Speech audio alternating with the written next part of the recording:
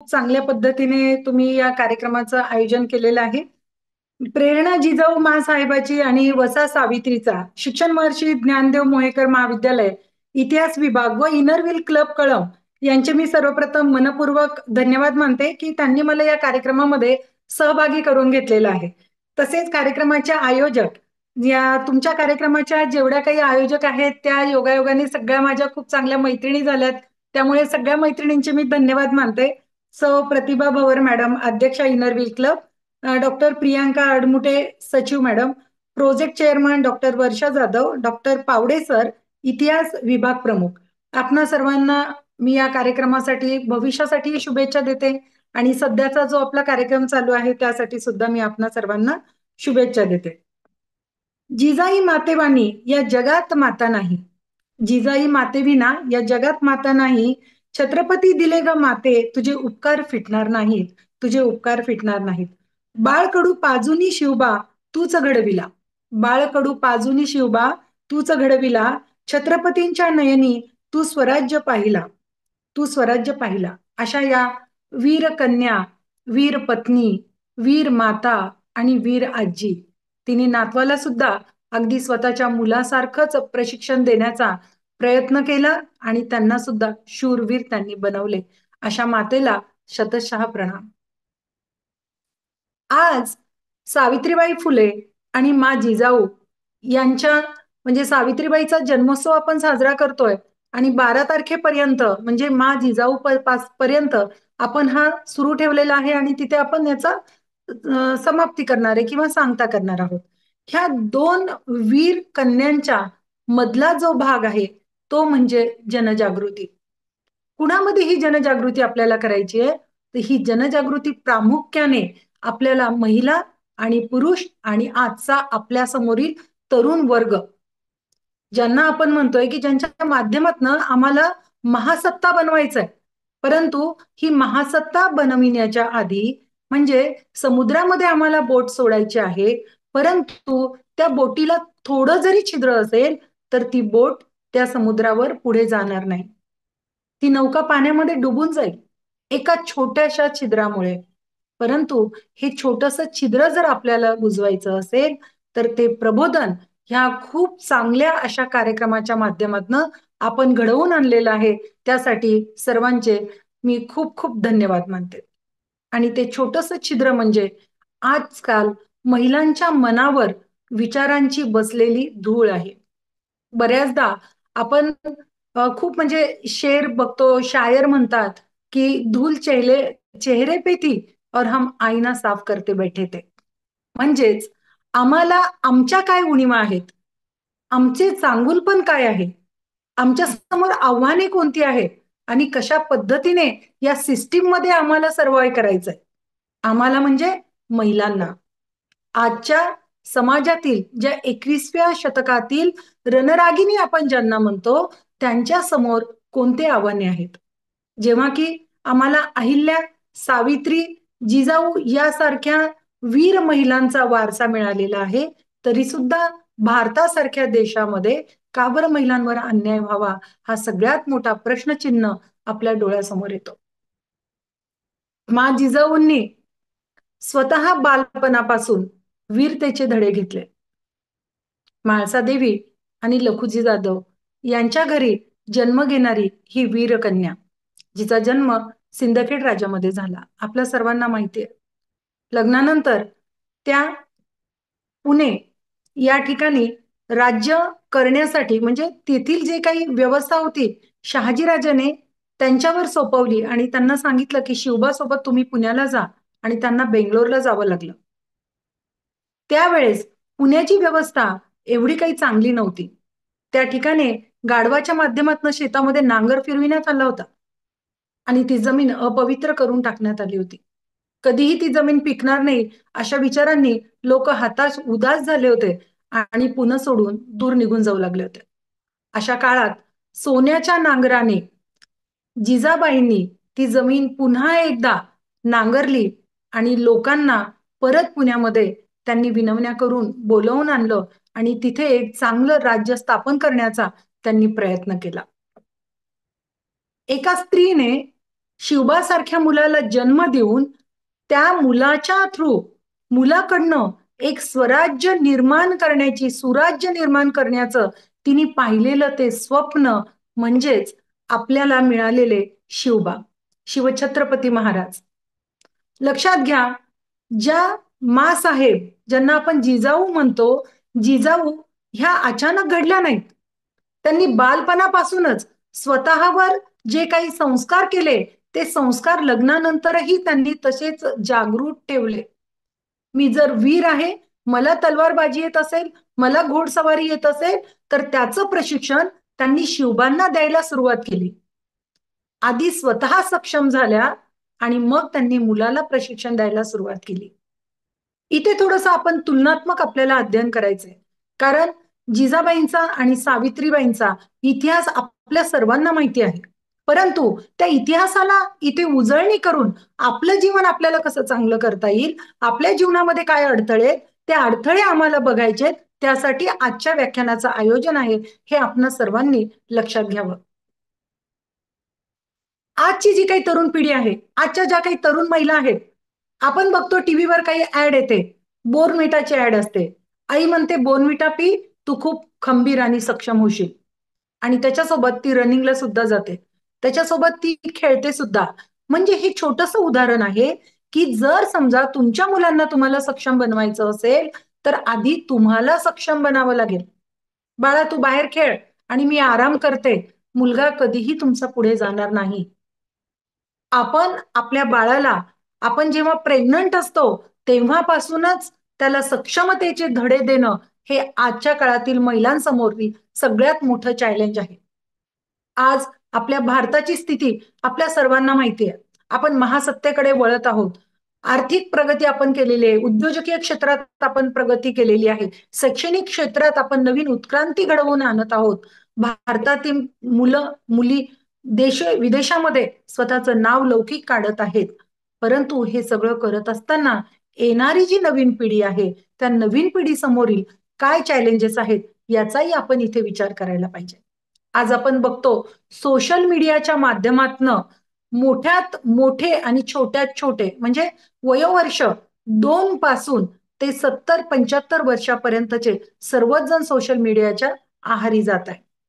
तुम्ही बघत असाल, जेव्हा तुम्ही मोबाईल ऑन करता, ऑन केल्यानंतर इन्स्टा ऑन करा किंवा फेसबुक ऑन करा, सगळ्यात जास्त रील्स तुम्हाला कोणाचे दिसतात?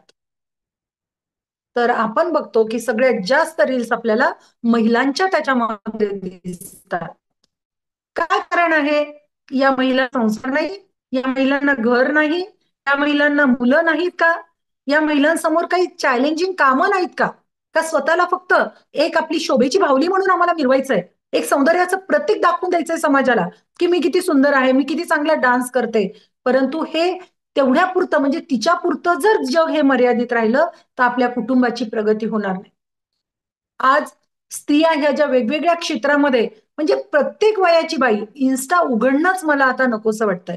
ज्ञान कमी आणि त्याच्यावर ही अशी जी महिलांची सगळे डान्स आहेत, स्पीचेस आहेत, वेग आणि अश्लील प्रकारचे जोक आहेत, हे सगळे नकोसे वाटतात बघायला. कारण आपण शूद्र समाज, एका सुज्ञ समाजाचे आपण नागरिक आहोत. आपल्याला सावित्रीबाईंचा वसा आहे. आपल्याला जिजाबाईचा वारसा मिळालेला आहे की आम्ही आमच्या कुटुंबांना कसं घडवायचं.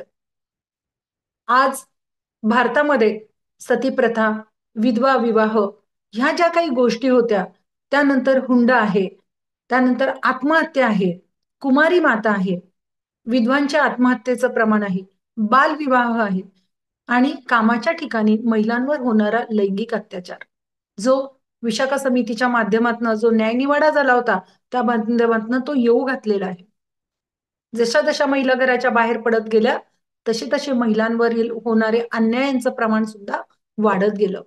कारण आधी स्त्री ही पुरुषांच्या पंखाखाली सुरक्षित होती. तिने घराच्या बाहेर जायचं नाही, कुणाला बोलायचं नाही. तुम्ही बाहेरच निघाला नाहीत तर तुम्हाला समस्या आहेत हे कसे कळेल आपल्याला? त्यामुळे स्त्रियांनी घराच्या बाहेर जायला सुरुवात केली आणि तिच्यासमोर आव्हानांचा डोंगर उभा राहिला. तिला लक्षात येऊ लागलं की मी जेव्हा घराच्या बाहेर पडते तेव्हा समाज माझ्याकडे कुठल्या दृष्टिकोनातून बघतो. आपल्याला आठवत असेल सावित्रीबाई फुले जेव्हा शिक्षणासाठी, शिकविण्यासाठी घराच्या बाहेर पडत होत्या, तेव्हा त्यांना काय काय सहन करावं लागलं आणि त्यांनी ते तेव्हा सहन केलं म्हणून आज मी तुमच्या समोर बोलू शकते आणि माझ्या सगळ्या मैत्रिणींनी हे जे अभियान सुरू केलेलं आहे ते अभियान सुद्धा केवळ सावित्रीबाई फुलेमुळेच आम्ही सर्व हे अभियान राबवू शकतो, बोलू शकतो. अभिव्यक्तीचं स्वातंत्र्य आम्हाला मिळालेलं आहे. सावित्रीबाई फुलेंनी जेव्हा पहिली शाळा भिडेवाड्यामध्ये काढली आणि त्या ठिकाणी मुलींची शाळा सुरू करण्याची पाटी त्यांनी घरासमोर लावली, तेव्हा अनेक समस्यांना त्यांना तोंड द्यावं लागलं. काही लोक त्यांच्या मतांशी सहमत झाले आणि त्यांना शिक्षणासाठी आपल्या मुलींना पाठविण्याचा प्रयत्न केला. परंतु प्रस्थापितांनी त्या मुलींना शाळेमध्ये येऊ नये म्हणून वेगवेगळ्या प्रकारचे फतवे त्यांनी काढले होते. मुली जर शिकल्या तर त्यांच्या अक्षरांच्या आळ्या होतील आणि पुरुषांच्या ताटामध्ये जाऊन पडतील. मुली जर शिकल्या तर त्या संपूर्ण कुटुंबाचं आणि समाजाचं वाटोळं करतील. अशा गोष्टींमुळे अज्ञानी लोक त्यांचं ऐकत आणि मुलींना शाळेत पाठवत नव्हते. परंतु जे सुज्ञान होते, ज्यांना सावित्रीबाई फुले आणि ज्योतिबा फुले यांचे विचार पटत होते, ते लोक गोणीमध्ये म्हणजे पोत्यामध्ये आपल्या मुलींना घालून शाळेपर्यंत यायचे आणि शाळेमध्ये गेल्यानंतर त्या पोत्यातून तिला बाहेर काढायचे. म्हणजे ही सुज्ञता तेव्हा सुद्धा काही लोकांमध्ये अस्तित्वात होती आणि अशा पद्धतीने स्त्रियांना सुज्ञ करण्यासाठी, त्यांना प्रशिक्षण देण्यासाठी, त्यांना शिक्षण देण्यासाठी, पुरुषांच्या बरोबरीने त्यांना ज्ञान देण्यासाठी सावित्रीबाईंनी ज्ञानाची दारी उघडे केले. ह्या सगळ्या गोष्टी समाजामध्ये घडत असताना आपण बघतो की आज महिलांना स्वतःपासूनच समस्या निर्माण झालेल्या आहेत. तिला स्वतःचा विचार समाजासमोर कशा पद्धतीने मांडावा, समाजासाठी मी काय करावं किंवा मी माझ्यासाठी तरी काय करावं याचं सुद्धा सध्या स्त्रियांना भान राहिलेलं नाहीये. शिक्षण घेतलंय, परंतु शिक्षण केवळ अर्थार्जन करण्यासाठीचं एक माध्यम ठरलेलं आहे. आम्ही शिकतोय, आम्ही पगार घेतोय, परंतु तो पगार खर्च करण्याचा अधिकार मात्र आमच्या पतीला आहे, आम्हाला तो अधिकार नाही. आम्ही फक्त नोकरी करायची. निर्णय, विचार हा आमच्या नवऱ्याने करायचा. राजकारणामध्ये सुद्धा महिला गेल्या, फक्त खुर्ची पुरत्या आणि सही पुरत्याच आपल्याला महिला राजकारणामध्ये सुद्धा दिसतात. परंतु प्रत्यक्ष त्या निर्णय घेण्याचा अधिकार त्यांनी आपल्या पतीला देऊन ठेवलेला आहे. म्हणजे हे कशामुळे घडतंय? कारण की शिक्षणाचा परिपूर्ण आम्ही अभ्यास केला नाही. शिक्षण म्हणजे काय हे आम्ही जाणून घेण्याचा प्रयत्न केलेला नाहीये. तर शिक्षण हे आम्हाला घ्यावं लागेल कारण ते वाघिणीचं दूध आहे आणि शिक्षण जर आम्ही घेतलं नाही तर आम्ही जीवनामध्ये सतसत विवेकबुद्धीने विचार करायला आम्ही योग्य ठरणार नाही. सावित्रीबाई कशा होत्या?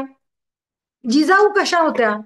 जिजाऊ लहानपणापासून जशा वाढल्या तशाच त्या समाजासाठी पुढे एक आदर्श माता आणि आजच्या 21व्या शतकातल्या महिलांसाठी सुद्धा त्या एक आदर्श युगस्त्री म्हणून ठरलेल्या आहेत. त्या दैववादी नव्हत्या तर त्या प्रयत्नवादी होत्या. स्वराज्यासाठी आणि शिवरायांना यश मिळावे म्हणून त्यांनी कधीही यज्ञ, जप, तप, शांती, उपवास केलेले नाही. आपण बघतो मुलगा जर समजा MBBS ला असेल, मुलगा जर समजा IAS ची परीक्षा देत असेल तर आजकालच्या स्त्रिया व्रत वैकल्य उपवास करतात. अगदी कठीण उपवास करतात, निर्जली, पाणी सुद्धा घ्यायचं नाही. देवा माझ्या मुलाचा IAS ला नंबर लागू दे, देवा माझा मुलगा IPS होऊ दे. परंतु हा देवाला आम्ही हाक मारल्याने आमचा मुलगा IPS जर झाला असता तर आम्हाला शाळेत मुलांना पाठवायची गरजच राहिली नसती. आपण देवाऱ्यासमोर बसून प्रार्थना केली असती आणि आमची मुलं धडाधड पास झाले असते. तर हा विचार जिजाऊंनी केलेला नाही, तर जिजाऊंनी प्रयत्न केलेले आहेत. स्वतः त्यांच्या वडिलांनी त्यांना जे स्वातंत्र्य दिलं होतं त्या काळामध्ये मुलाच्या बरोबरीने त्यांनी जिजाऊला प्रशिक्षण दिलं आणि तेच प्रशिक्षण त्यांनी शिवबांना आपला नवरा सोबत नसताना सुद्धा त्याला सक्षमतेचे त्यांनी धडे दिले. थोडंसं इथं आपण कम्पेअर करूया. आपण बघतो की युद्धासाठी बाउंड्रीवर काही सैनिक लोक काम करत असतात, काही हवाई दलामध्ये असतात, काही पोलीसमध्ये असतात. या महिलांशी नेहमी माझा वेगवेगळ्या माध्यमातून संपर्क येतो तेव्हा जगातलं सर्वात जास्त दुःख मलाच आहे या आविर्भावामध्ये त्या महिला असतात, की माझा नवरा माझ्यासोबत नसतो, 6 महिन्याला वर्षाला केव्हा तरी इकडे येतो आणि मी माझ्या मुलांचं पालन पोषण कसं करते मलाच माहिती आहे. अगं बाई, तुला सावित्रीचा वसा मिळालेला आहे. आम्ही अष्टभुजा म्हणून तिला संबोधतो. नवरात्रामध्ये देवीची पूजा आम्ही करतो. कशासाठी? कारण की ती शक्ती स्त्रियांमध्ये आहे. स्त्री देवीचं स्वरूप आहे. शेती निर्माण करण्याचं साहस आणि धाडस आणि धैर्य हे स्त्रियांनी केलेलं आहे. अनेक शोध स्त्रियांनी लावलेले आहेत. अनेक बोध स्त्रियांना झालेले आहेत. परंतु मनुवादी विचारांनी कुठेतरी स्त्रियांना मागासलेलं ठेवलेलं आहे आणि मागे ठेवलेलं आहे. त्यामुळे आपण दैववादी न राहता प्रयत्नवादी राहणं नेहमी आम्हाला आवश्यक वाटतं. आजच्या युगात मुलगा 30 वर्षाचा झाला, 35 वर्षाचा जरी झाला तरी आपण त्याला बाळ बाबू म्हणून संबोधतो आणि आपण त्याला म्हणतो की बेटा तू काही करू नको, तू ही जबाबदारी घेऊ नको, तुला जमणार नाही, तू जा, तू लवकर झोप आणि तुझी बायको काम करेल, तिला जागत राहू दे पण तू मात्र काम कर. ह्या ज्या गोष्टी आपण बघतोय की मुलांना सक्षम करण्यासाठी आपण कमी प्रयत्न करतो.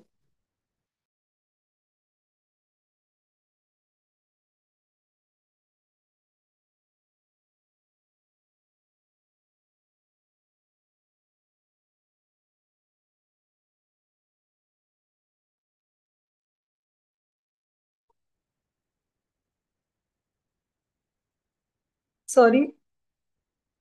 आणि त्यांना उंच उडण्यासाठी आम्ही त्यांना पंखच देत नाही. परंतु जिजाबाईंनी जेव्हा शिवरायांचे मित्र जे होते, मावळे जे होते, वेगवेगळ्या समाजाचे होते, वेगवेगळ्या जाती धर्माचे होते, त्यांना त्यांनी लहानपणापासून शिवबासारखंच प्रेम केलं आणि शिवबांच्या बरोबरीने त्यांना वाढवलं. त्यांनी त्या मुलांना लहानपणापासून सैन्यामधले त्याचे सहकारी जसे असावे, जसे मित्रपरिवार असावा तसा मित्रपरिवार घडविण्यासाठी त्यांनी त्या माळव्यांना मदत केलेली आहे. लक्षात घ्या, आपण आकाशामध्ये नेहमी व्ही आकाराचे पक्षी बघतो. बगळे आपण लहानपणी किंवा आताही आपण बघत असाल की ह्या आकारामध्ये बगळे उडत असतात. असे का उडतात याचा आपण कधी विचार केलाय का? तर व्ही आकारामध्ये जे उडणारे पक्षी असतात त्या पक्ष्यांना एकमेकांच्या पंखांची ऊर्जा सातत्याने मिळत असते आणि त्या ऊर्जेच्या माध्यमातनं ते जास्त सक्षम होत असतात आणि जो मधला पक्षी असतो त्याला दरवेळी बदलून तो दुसऱ्याला संधी देत असतो. म्हणजे सेनापती जो असतो तो सेनापती प्रत्येक वेळी आपल्या मित्रांना मध्यभागी येण्याची, नेतृत्व करण्याची संधी देत असतो. ही संधी जिजाबाईंनी त्या मित्रांना दिली होती. बालपणापासूनच जिजाऊ शिवबांना राजे म्हणून संबोधायच्या. इथे पण एक खूप मोठी गोष्ट आहे बघा, मजेशीर आहे. त्या राजघराण्यातल्या होत्या म्हणून राजे म्हणत होत्या का? तर नाही. आपल्याला आपल्या मुलाला काय घडवायचंय त्या अनुषंगाने आपण आपल्या मुलाला लहानपणापासूनच नाव किंवा टोपण नाव देणं अतिशय महत्वाचं आहे, हे सर्वांनी लक्षात ठेवा. बाळ, बेबी, बच्चू, मुन्नी, चुचू हे अशी आपण नावं मुलांना देत राहतो आणि 60 वर्षाचा 50 वर्षाचा जरी झाला तरी तो बेबीच राहतो आणि ती चुचूच राहते. तर ह्या नाव सुद्धा व्यक्तींच्या मनामध्ये अनेकदा नावाप्रमाणे व्यक्ती घडत असतो. आपण म्हणतो एखाद्याचं नाव जर काय हर्षवर्धन असेल तर आपण म्हणतो अरे यार नावाप्रमाणेच तू आहेस, नेहमी प्रफुल्लित असतोस, नेहमी आनंदी असतोस. एखाद्याचं नाव जर आनंद असेल तर आपण म्हणतो यार काय नाव आहे तुझं, नावाप्रमाणे खरंच तू आनंदी राहतोस. तर नावं हे व्यक्तीचं व्यक्तिमत्व दर्शवत असतात. त्यामुळे लहानपणापासून आपण आपल्या मुलांना कुठल्या नावाने संबोधावं, कुठल्या नावाने त्यांना बोलावं हे आपण जिजाऊकडनं शिकलं पाहिजे आणि त्यांनी ते आम्हाला शिकवलेलं आहे. स्त्रियांना कुटुंबामध्ये आपण बघतो की कुटुंबामध्ये ज्या काही समस्या आहेत, कुठल्या कुठल्या समस्या तिला म्हणजे फेस कराव्या लागतात. आता बघा माझ्या ज्या मैत्रिणी या कार्यक्रमामध्ये आलेल्या आहेत, ऑडियन्स म्हणून ज्या आलेल्या आहेत, नियोजनामध्ये ज्या आहेत, कदाचित अर्धा स्वयंपाक करून ठेवला असेल आणि कार्यक्रम संपल्यानंतर पुढचा स्वयंपाक त्यांना करायचा आहे आणि नंतर कुटुंबांना त्यांना जेवायला वाढायचंय. ही त्यांची एक नैतिक जबाबदारी आहे. इथे मी स्त्री पुरुष समानतेबद्दल बोलणार नाही किंवा स्त्रियांना जास्त कामं असतात आणि पुरुषांना कमी असतात असं मी म्हणणार नाही, कारण की स्त्री ही आहेच सक्षम. पुरुषांपेक्षा जास्त कामं करण्याची आणि पुढे जाण्याची क्षमता ही स्त्रियांना निसर्गानेच दिलेली आहे. म्हणूनच ती बाळंतपण जेव्हा तिचं होतं तेव्हा तिच्या वेदना सहन करते. त्या वेदना जगातला कुठलाच पुरुष सहन करू शकणार नाही. ही सहनशक्ती फक्त स्त्रियांनाच परमेश्वराने दिलेली आहे.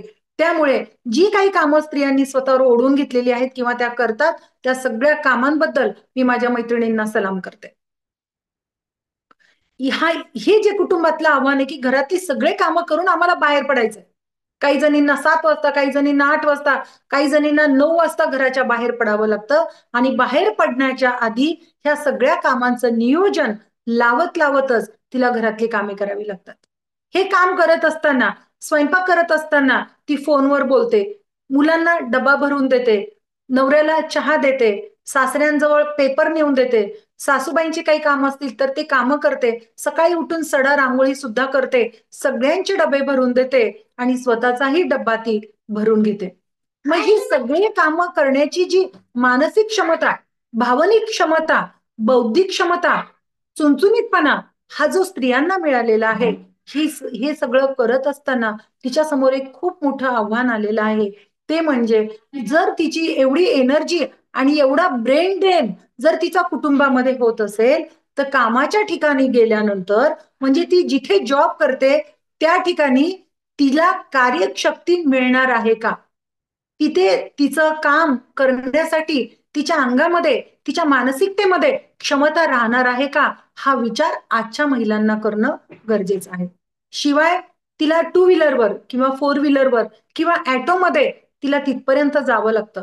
गाडी चालवताना तिची मानसिकरित्या स्थिर असणं सुद्धा तेवढीच महत्वाची आहे. तर ह्या गोष्टीसाठी हे एक आव्हान आहे, की मी जेव्हा एखाद्या कंपनीमध्ये, एखाद्या महाविद्यालयात, शाळेमध्ये किंवा कार्यालयामध्ये जर मी काम करायला जात असेल, तर तिथेच गेल्यानंतर तुम्ही अतिशय थकलेल्या अवस्थेमध्ये असतात. अशा अनेक महिलांचे अनुभव माझ्याकडे आलेले आहेत आणि म्हणून घरातल्या कामाचं नियोजन करण्यासाठी कुठेतरी आम्हाला एक चांगला म्हणजे एक टेक्निक आम्हाला तिथे यूज करावं लागेल आणि त्यातून स्वतःची आम्हाला मुक्तता कशी मिळेल किंवा काम आमचं कमी कसं होईल त्याचा एक विचार आम्हाला करायचा आहे. दुसरी महत्वाची गोष्ट आम्हाला बघायची आहे ती सावित्रीबाई आपलं जिजाऊकडनं, की आजच्या महिलांनी त्यांच्याकडनं नेमकं काय शिकावं. स्वसंरक्षणासाठी युद्धकलेतून नैपुण्य घेतलं आणि त्याचा फायदा त्यांनी आपल्या मुलाला करून दिला. म्हणजेच शिवबासारखे राजे त्यांनी आमच्या महाराष्ट्राला दिले. फक्त चूल आणि मूल यामध्ये त्यांनी स्वतःला गुरफटून घेतलं नाही, तर विवाहानंतर स्वराज्याचं स्वप्न त्यांनी पाहिलं आणि आपल्या मुलाच्या माध्यमातून पूर्ण करून घेतलं. आज आपल्या मुलाला सांगा बरं, तू बाळा नोकरी लागली की माझ्यासाठी एक सुंदर असं घर तुला बांधायचंय. माझ्यासाठी तुला किमान 10 तोळ्याचे दागिने करायचेत, असं मुलांना सांगून बघा. आणि किती आई तयार होतात किंवा किती मुलं तयार होतात, हे मला तुम्ही चॅटमध्ये सांगा किंवा नंतर आपण एक 5 मिनिटाचं सेशन घेऊयात प्रश्नोत्तराचं. त्याच्यामध्ये तुम्ही सांगा, किती महिलांनी आपल्या मुलांसमोर चॅलेंजेस दिलेले आहेत. चॅलेंजेस द्या तुमच्या मुलाला. मुलांना मोठं होऊ द्या. म्हणून परदेशामध्ये 18 वर्षाची मुलं झाली, की त्यांना मुक्त केलं जातं आणि सांगितलं जातं, की आता हे आयुष्य इथून पुढे तुला जगायचंय. कसं घडायचंय, काय व्हायचंय याचा निर्णय तुला घ्यायचा आहे. परंतु आपल्याकडे 35 वर्षाचा मुलगा जरी झाला, तरी आपण त्याला त्याचा निर्णय घेण्यासाठी मुक्त करत नाही. वडील म्हणतात, "अजून मी जिवंत आहे, त्यामुळे तुला कुठलाही निर्णय घ्यायचा अधिकार नाही. मी मेल्यानंतर तुला काय करायचं ते कर." हे कुठेतरी आपलं भारतीय वैचारिकतेमध्ये थोडंफार चूक होते आपली, याचा आपण विचार करायला पाहिजे. मुलांना सक्षम आणि खंबीर आपण बनवलं पाहिजे. घरांच्या जबाबदाऱ्या त्यांच्यावर टाकल्या पाहिजे. कौटुंबिक जबाबदाऱ्या आपण त्यांच्यावर टाकणं आजच्या काळाची गरज आहे आणि त्यांना एक टार्गेट देणं अतिशय जरुरी आहे.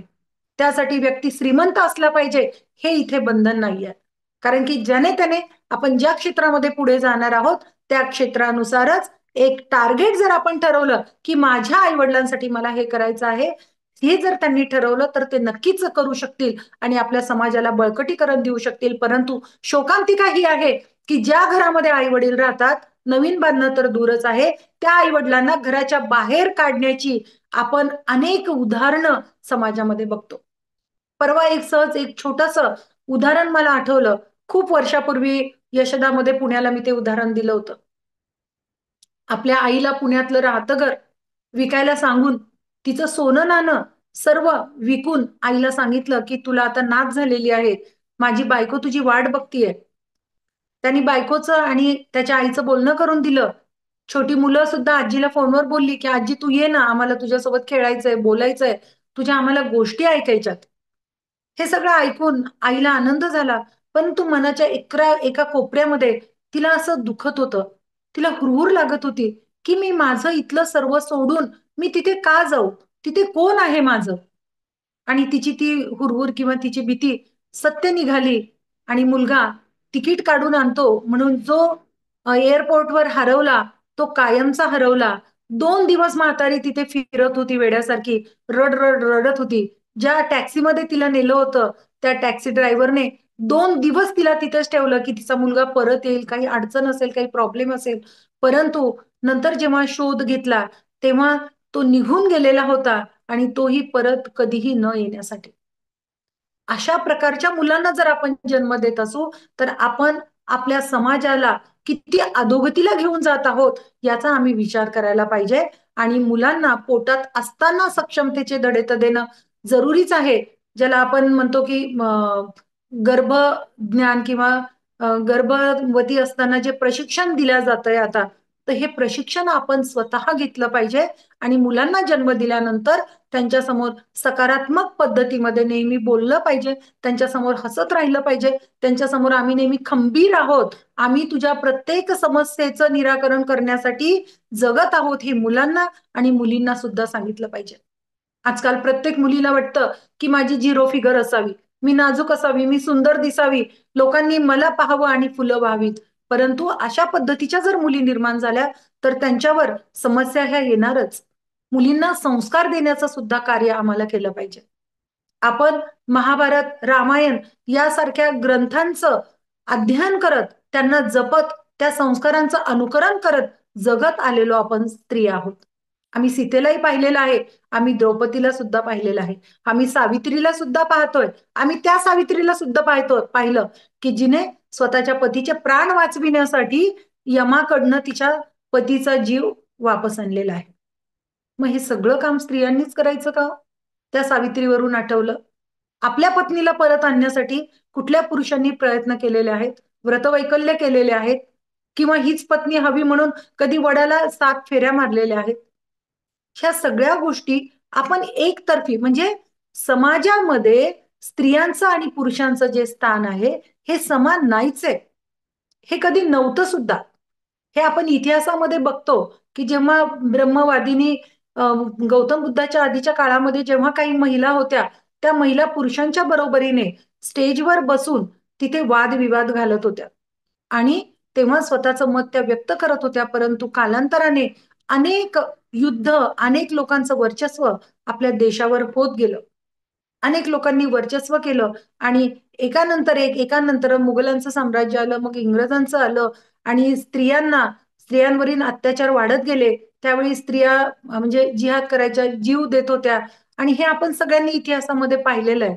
म्हणजे स्त्रियांना जपून ठेवणं हेच एक खूप मोठं चॅलेंज त्या काळामध्ये आपल्या समोर होतं आणि त्या काळानंतर मग जो काही मनुवाद आला, जे काही म्हणजे स्त्रियांबद्दल बोललं जात होतं, की तिची जागा चुलीजवळ आहे, ती पायातलं जोड आहे, तिला तिथेच ठेवलं पाहिजे. आणि या सगळ्या गोष्टींनी हळूहळू स्त्रियांवरील अन्याय, अत्याचारांना वाढायला एक म्हणजे वाट निर्माण करून दिली आणि स्त्रिया थोड्याशा दबल्या गेल्या. परंतु त्या दबू नये म्हणूनच इंग्रजांच्या काळामध्ये सुद्धा सावित्रीबाई फुले आणि महात्मा ज्योतिबा फुले यांनी जे काही प्रयत्न चालू केले, त्या प्रयत्नांना आपण या जन्मात काय, आपण हजारो जन्म जरी घेतले, तरी आपण कधीही त्यांचे प्रयत्न विसरू शकत नाही.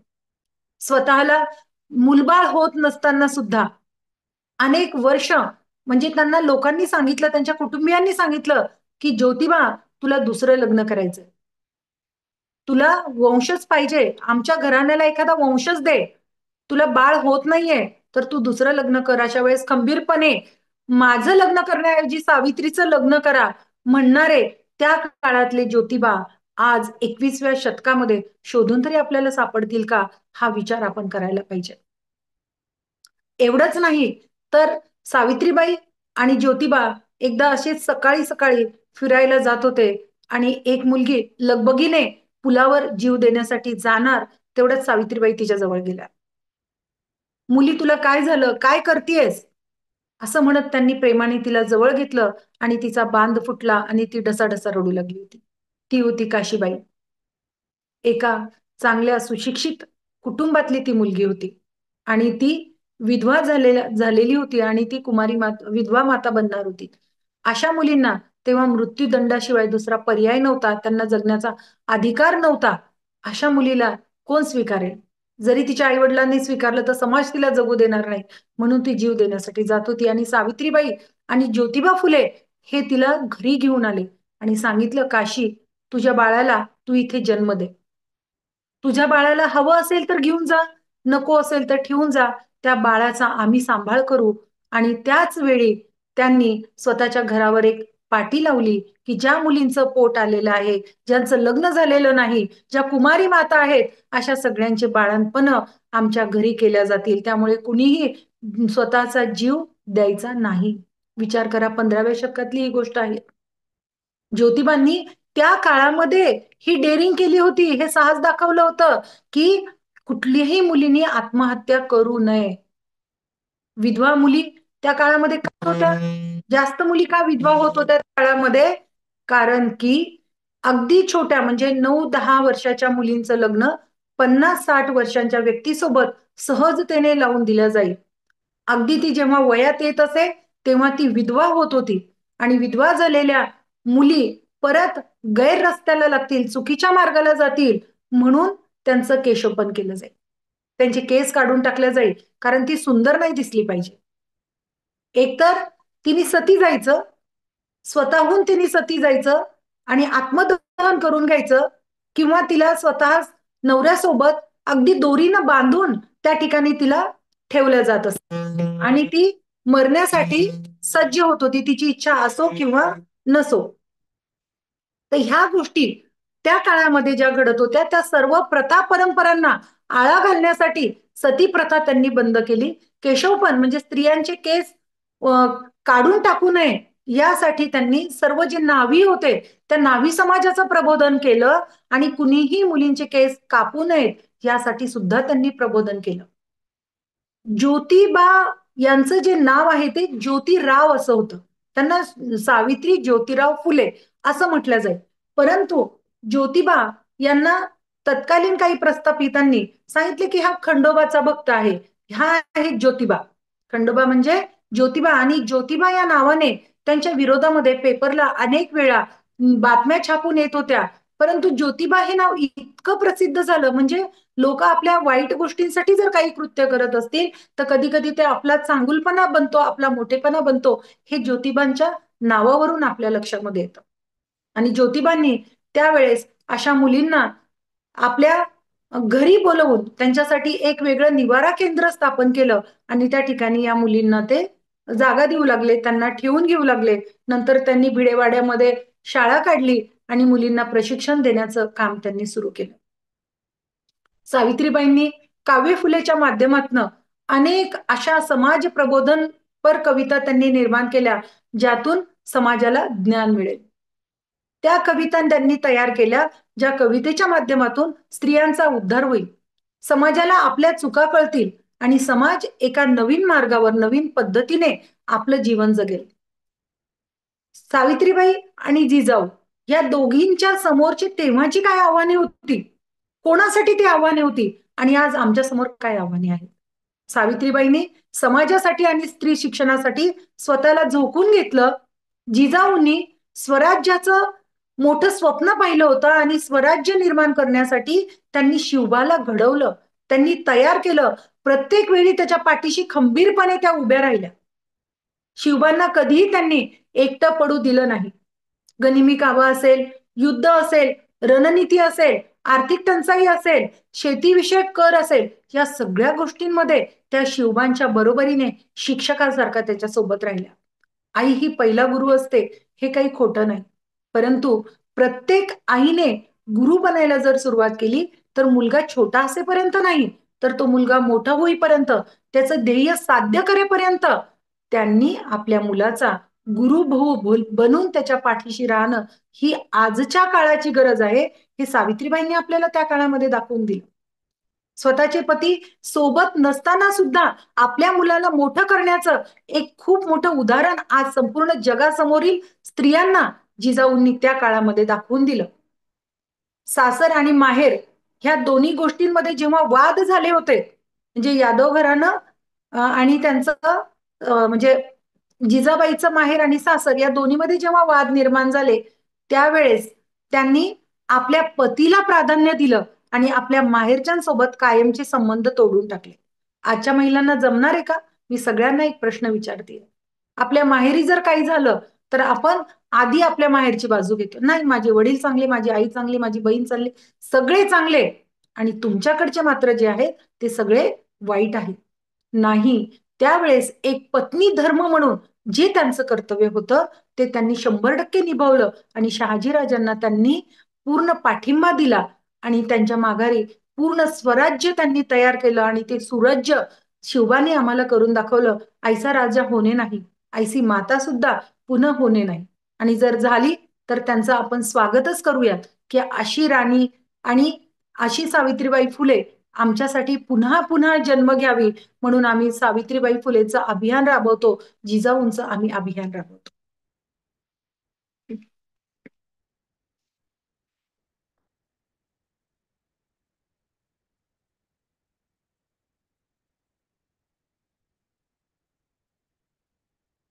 सावित्रीबाई फुलेंनी जे काही कार्य केलं होतं ते आपण थोडक्यामध्ये बघूया. पण सावित्रीबाईंना क्रांतीज्योती आणि ज्ञानज्योती असंही म्हटलं जातं. ही त्यांची टोपण नावे आहेत, ज्या आपण आज प्रत्यक्ष म्हणजे बालिका दिन म्हणून सुद्धा सावित्रीबाईचा जन्मदिवस आपण साजरा करतो. त्यांचा जन्म 3 जानेवारी 1831 ला नायगाव सातारा येथे झाला. त्यांनी सत्यशोधक समाजांची निर्मिती केली. शूद्रातिशूद्रांना वाचवण्यासाठी. त्यानंतर ज्या महिला दुष्काळग्रस्त काळामध्ये वेश्या व्यवसाय करू लागल्या होत्या, त्यापासनं त्यांना परावृत्त करण्यासाठी त्यांनी खूप प्रयत्न केले. त्यावेळेस गायकवाड सरकारांनी त्यांना मदत केली आणि त्या महिलांना प्रशिक्षण देऊन, शिक्षण देऊन चांगल्या उद्योगाला लावण्यासाठी सत्यशोधक समाजामध्ये त्यांना त्यांनी सामावून घेतलं. शेतकऱ्यांसाठी सत्यशोधक समाजाने खूप मोठं काम केलेलं आहे. तुम्ही लक्षात घ्या, जेव्हा शेतकरी शेती फक्त म्हणजे पावसाच्या पाण्यावर तो अवलंबून होता, त्यावेळेस जमीनदार आणि शेठजी हे दोन मोठे शत्रू हे कोणाचे होते? शेतकऱ्यांचे होते. इंग्रजांच्या राणीला तुम्हाला माहिती असेल, की म्हणजे शेतकऱ्याचा आसूड आहे, गुलामगिरी आहे. यातून कुठेतरी तुम्ही पाहिलं असेल, की एक चित्र पेन्सिलने तयार करून ज्योतिबा फुलेंनी त्यांना सादर केलं होतं. ते चित्र असं होतं, की अतिशय असा अ, वाळलेला एक गरीब शेतकरी ज्याला फक्त लंगोटी आहे. त्याच्या अंगावर कपडे कुठलेच नाहीत. दाढी वाढलेली आहे, केसाला एक पागोटं बांधलेलं आहे. तो असा वाकलेला आहे आणि खाली सगळी जी जमीन आहे, ती जमीन म्हणजे बिना पाण्याची, त्याला भेगा पडलेल्या आहेत. त्याच्या एका पाठीवर एक कावळा बसलेला आहे आणि दुसऱ्या पाठीवर एक दुसरा कावळा. 2 पक्षी बसलेले आहेत. तो म्हणजे एक म्हणजे शेठजी आणि दुसरा म्हणजे जमीनदार. आजही हे 2 कावळे जे सर्वसामान्य समाज आहे, जो शेतकरी आहे त्यांना सुधरू देत नाहीयेत. अत्यंत कर्ज झाल्यामुळे शेतकऱ्यांच्या आत्महत्या आजही थांबलेल्या नाहीत. त्या काळामध्ये ज्योतिबा फुलेने मुळा-मुठा या नद्यांवर धरणं बांधून शेतकऱ्यांना शेती करण्यासाठी एक मुबलक असं पाण्याचं साधन तयार करून दिलं होतं. कारण की पाऊस आजही कसा पडतो आपल्याला माहितीये. तेव्हाही तो लहरीच होता, आताही लहरीच आहे.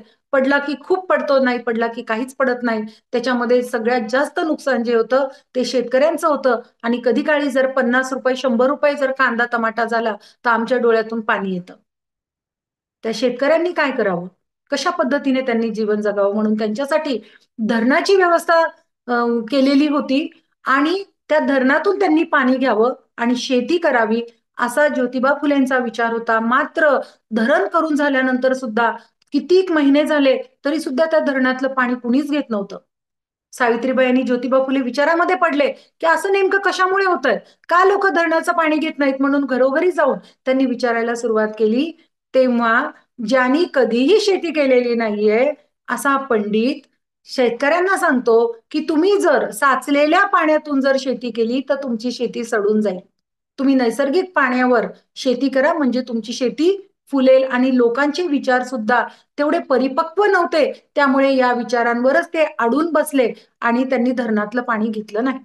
परंतु ज्योतिबा फुलेंनी त्या धरणाच्या पाण्याने आधी एक पीक घेऊन दाखवलं, यशस्वीपणे त्या पिकांना त्यांनी मार्केटमध्ये विकून दाखवलं. आणि हे पाहिल्यानंतर मग लोक इतकं पाणी घेत होते, इतकं पाणी घेत होते की त्यांना पाणी पुरत नव्हतं. म्हणजे बघा, सुज्ञानाचा आणि अज्ञानाचा अंधार दूर करण्यासाठी आपल्याला सातत्याने प्रयत्न करावे लागतात. सामाजिक न्याय मिळवून देणं म्हणजे काय असतं हे आपल्याला या जोडप्यांनी करून दाखवलेलं आहे. कारण की सामाजिक न्याय मिळणं एवढं सोपं नसतं. आपल्याला कोर्टातून न्याय मिळतो तो वेगळा, परंतु सामाजिक न्याय जो काशीबाईला त्यांनी मिळवून दिला, तिला आत्महत्येपासून परावृत्त केलं, तिला ते घरी घेऊन आले, तिला बाळंत केलं, तिला झालेल्या मुलाचं नाव यशवंत ठेवलं आणि स्वतः त्याला दत्तक घेऊन आपण निपुत्रिक नाहूत नाही हे समाजाला दाखवून दिलं. असं हे एकमेव अद्वितीय कपल संपूर्ण जगामध्ये जर कुठलं असेल तर ते म्हणजे भारताला लाभलेलं आपलं सावित्रीबाई फुले आणि ज्योतिराव फुले हे आहे. शेतकऱ्यांना त्यांच्या अन्यायामध्ये त्यांना होणारा अन्याय, त्यांच्यावर लादलं जाणारं कर्ज, त्यांना होणारा त्रास यासाठी कृतीतून त्यांनी प्रयत्न केला. त्यांना धरण बांधून दिलं, त्यांना शेताचे प्रात्यक्षिक दिले आणि त्यांना शेती करायला शिकवली. हा झाला सामाजिक न्याय. ते बोलके वक्ते नव्हते, तर ते दोघेही करते होते. आणि जो कृतीतून समाजाला कार्य दाखवून देतो तोच करता असतो, तोच टीम लीडर असतो. आणि टीम लीडरचं काम यांच्यापेक्षा चांगलं आणखी कुणी केलेलं असेल असं मला वाटत नाही. तत्कालीन परिस्थितीमध्ये सांगते मी. आज अनेक नेते आहेत, अनेक टीम लीडर आहेत. आज लोकशाहीमध्ये आपण जगतोय. आम्हाला अभिव्यक्ती स्वातंत्र्य आहे. आम्हाला वेगवेगळ्या प्रकारे व्यक्त होण्याची माध्यमं आहेत. आज आमच्या समोर आव्हानं आहेत, पण ती वेगळ्या प्रकारची आव्हानं आहेत. त्या काळची आव्हानं वेगळी होती. Team, TEAM, together everyone achieve more. तुम्ही जितकं संघटनाने राहाल, जितकं तुम्ही एकत्र याल, तेवढी तुमची प्रगती जास्त होईल. परंतु त्या काळामध्ये संघटन करण्यासाठी सावित्रीबाईंनी जे प्रयत्न केले, त्यामध्ये त्यांना खूप हाल अपेष्टा जपाव्या लागल्या. सावित्रीबाई जेव्हा शिक्षण देण्यासाठी घराच्या बाहेर पडत होत्या, आपल्या सगळ्यांना माहितीये की त्या एक साडी एक्स्ट्रा सोबत ठेवत होत्या. आणि ती साडी त्यानंतर शाळेमध्ये जाऊन बदलायच्या आणि परत येताना ते जे लुगडं होतं त्यांना घरी येऊन दोन्ही लुगडे कधी कधी धुवायला टाकावे लागायचे आणि ओलं लुगडं त्यांना घालावं लागायचं. तेव्हा त्यांनी एकदा हळू आवाजामध्ये महात्मा फुलेंना म्हटलं की अहो, मला एखादं लुगडं घ्यावं लागेल. तेव्हा ज्योतिबा फुले म्हणाले की लुगडं घेण्यासाठी तुझं जीवन नाहीये, तुझं जीवन आहे या जीवनामध्ये या समाजात बायकांच्या मनात क्रांती घडवून आणायची आहे. लुगडं घ्यायचं नाहीये आपल्याला. आणि असे ओलं लुगडं घालून त्यांना ताप आलेला होता, त्या आजारी पडलेला होता.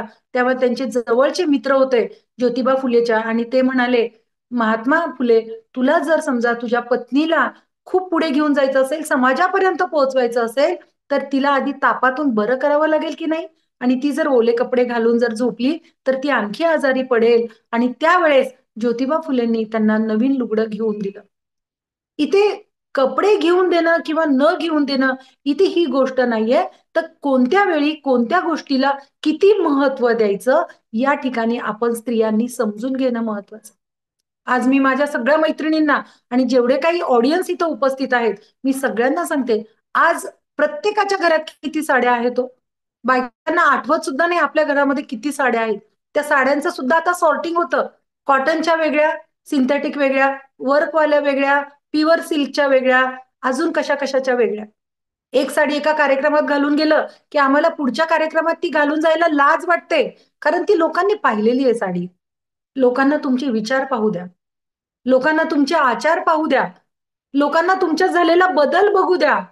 आज तुम्ही जे होतात 2 वर्षानंतर, 5 वर्षानंतर तुम्ही काय आहात? तुम्ही समाजासाठी काय केलेलं आहे? तुम्ही कुटुंबासाठी काय केलेलं आहे? हे लोकांना दिसू द्या. तेव्हा तुम्ही काहीही घातलं तर लोकांना काहीच फरक पडणार नाही. हे तुम्ही लक्षात घ्या. कपडे हे आपलं फक्त एक बाह्य स्वरूप दाखवतात, परंतु तुमचं अंतर्गत स्वरूप हे तुमच्या कृतीतून, तुमच्या विचारातून, तुमच्या वक्तव्यातून हे समाजाला दिसत असतं.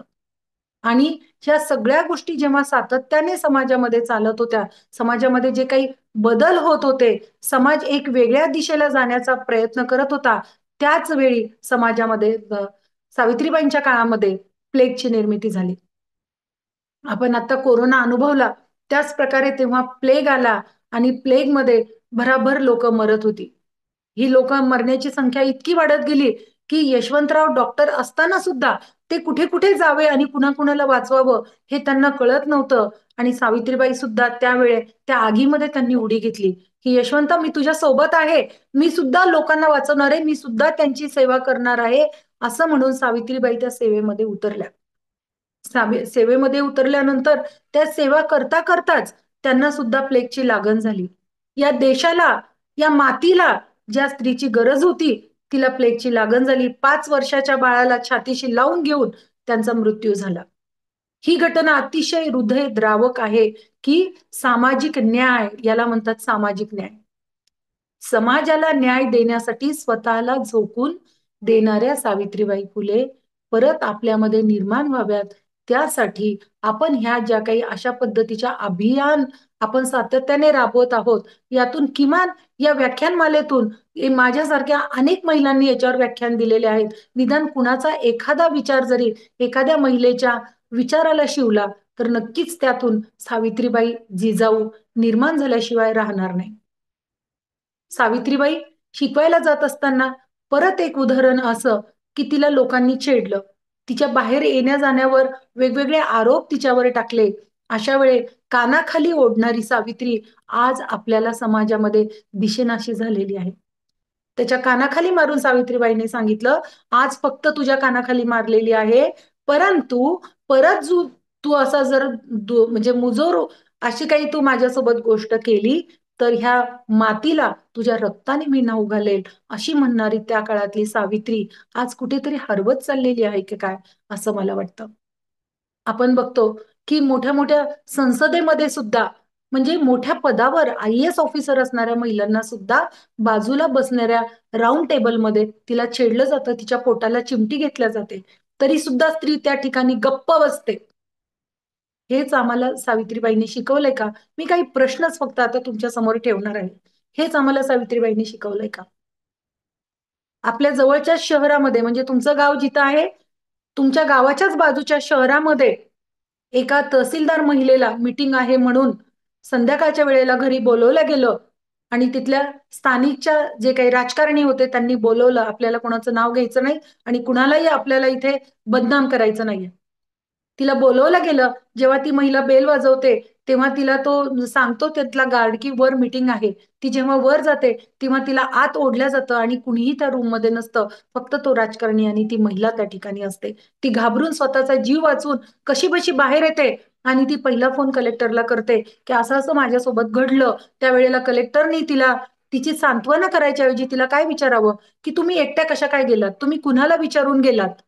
तुमचं काम आहे, की तुम्ही आधी आम्हाला विचारायचं. मी या सर्व समाजाला, सर्व सिस्टमला सांगू इच्छिते, की जेव्हा-केव्हा एखाद्या महिलेवर असा प्रॉब्लेम येतो, अशी अडचण येते, तेव्हा आधी तिला तुम्ही समजून घ्या. आधी तिची अडचण समजून घ्या. तिला काय होतंय, तिची मानसिकता कशी आहे, याकडे आपण लक्ष देणं जरुरी आहे. आजही नुकत्याच 8 दिवसच झाले असतील, एका मुलीने आपला प्रियकर होताच की नव्हताच तो बहुतेक, परंतु म्हणजे एअर होस्टेस म्हणून काम करणारी, एअरपोर्टमध्ये काम करणाऱ्या मुलीने आत्महत्या केलेली आहे. का तर एकतर्फी प्रेमातून, तिला होणाऱ्या त्रासातून. ह्या ज्या आई-वडिलांनी त्याच्या त्याच्या आधीची एक घटना. आई-वडिलांनी आपल्या मुलीसह रेल्वेच्या म्हणजे रेल्वेखाली आपला जीव दिला. 3 जीव एका वेळी नाहीसे झालेले आहेत. का का अशा घटना आपण बघतो सातत्याने? कशामुळे असं घडावं? आम्हाला हाच धडा दिलाय का सावित्रीनी? आम्हाला हे शिकवलंय का? शिक्षणाच्या प्रवाहामध्ये आम्हाला याच्यासाठीच आणलेलं आहे का? की आम्ही शिक्षण घ्यावं आणि घरामध्ये बसावं. शिक्षणाचा उपयोग फक्त पैसा कमवणे हे नसून तुमच्या विचारांना पुढे घेऊन जाण्यासाठी, त्याला वाव देण्यासाठी, तुम्हाला शिक्षण एक नवीन व्हिजन देण्यासाठी तुम्हाला शिक्षण आहे, हे आपण विसरून चालणार नाही.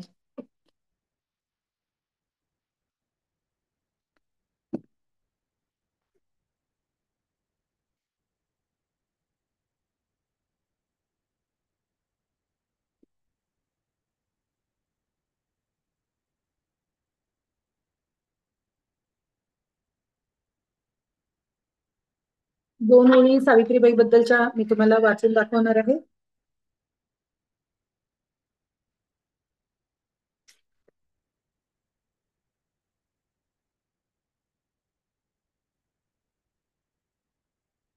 सावित्री जरी आज तू आमच्यात नाहीस बाई, सावित्री जरी तू आज आमच्यात नाहीस बाई, पण करोडो सावित्री तू घडवून गेलीस आई. ज्ञानाची मशाल देऊन तू आयुष्यपणाला लावलंस, ज्ञानाची मशाल देऊन तू आयुष्यपणाला लावलंस. सामाजिक क्रांतीसाठी रणरागिणी होऊन तू ते पेटवलंस. प्रत्येक मुलीमध्ये तू जगते, वसते. शैक्षणिक क्रांती पाहून नक्कीच तू हसते. माणसाची जात म्हणून स्त्रीला मिळवून दिलास न्याय, माणसाची जात म्हणून स्त्रीला मिळवून दिलास न्याय. होऊ देणार नाही आम्ही आता स्त्रियांवर अन्याय. शिक्षणाच्या रोपाचे झाले वटवृक्ष, शिक्षणाच्या रोपाचे झाले वटवृक्ष. कुणी ना राहील विद्येवन्या, आता इथं वृक्ष, आता इथे वृक्ष. सावित्रीबाईंनी शिक्षणाच्या माध्यमातून आपल्या संपूर्ण समाजाला एक नवीन दिशा दाखवून दिलेली आहे आणि त्या दिशेच्या माध्यमाने आम्ही नक्कीच पुढे जाऊ असं मला वाटतं. यासारखे अभियान सातत्याने आपल्या समाजामध्ये आणि वेगवेगळ्या ठिकाणी चालू राहावेत, जेणेकरून आम्ही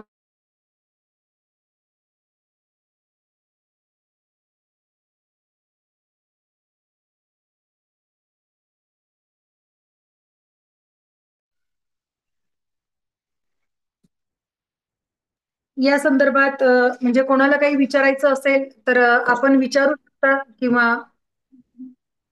सांगू शकता. क्वेश्चनही म्हणजे मेसेज बॉक्समध्येही टाका किंवा बोलायचं असेल सर तर सांगा कुणाला.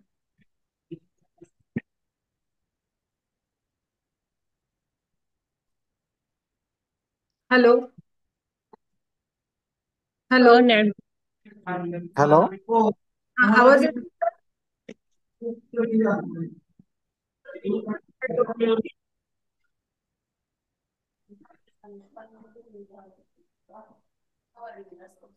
हा बोला मॅडम.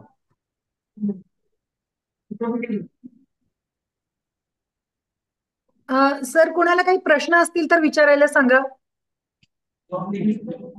कोणाला काही प्रश्न असतील तर कृपया विचारा. अनम्यूट करा आपला माईक आणि प्रश्न विचारा.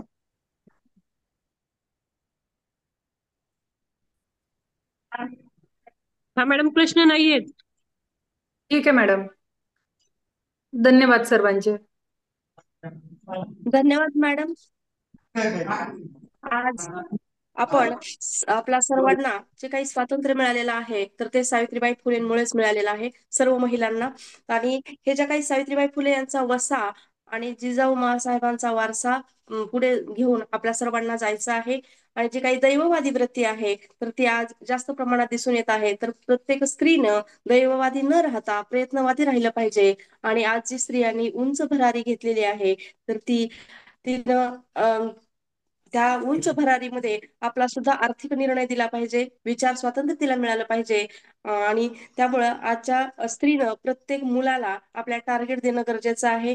आणि आज जे मॅडमनी अतिशय सखोल अशा प्रकारचं मार्गदर्शन आपल्याला केलेलं आहे, त्यामुळे धन्यवाद मॅडम. आज तुम्ही या आधुनिक युगातील जिजाऊ आणि सावित्री समोरील जी काही आव्हाने आहेत ती आव्हाने अतिशय सखोल आणि सविस्तरपणे आमच्या समोर मांडलीत आणि त्याबद्दल तुमचे खूप खूप धन्यवाद. यानंतर आजच्या कार्यक्रमाचे आभार आमच्या मैत्रीण डॉक्टर वर्षा सरोदे यांना विनंती करते की त्यांनी आमच्या या कार्यक्रमाचं आभार प्रदर्शन करावं. नमस्कार. प्रेरणा जिजाऊ माँसाहेबांची वसा सावित्रीचा या 10 दिवसीय व्याख्यानमालेचा आजचा 7वा दिवस आहे.